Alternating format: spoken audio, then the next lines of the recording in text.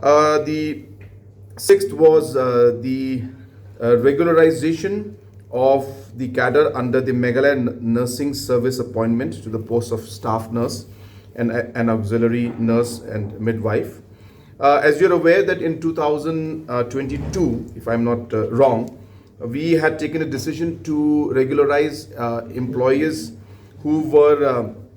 appointed on ad hoc basis against sanctioned post, which means that it was a sanctioned post, but the proper process of regularization, the proper process of recruitment was not conducted, and hence they were on ad hoc basis. And based on a Supreme Court ruling, we had gone ahead and regularized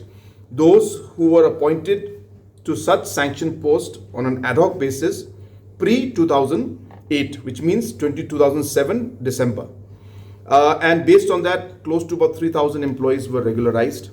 who were appointed on an ad hoc basis, were regularized about a couple of years back.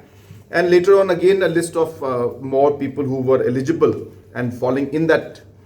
category were again brought to the cabinet, and we regularized those also. Similarly, today, the health department had brought a list of close to 1,000 nurses who are also in that same category, who have been appointed before December 2007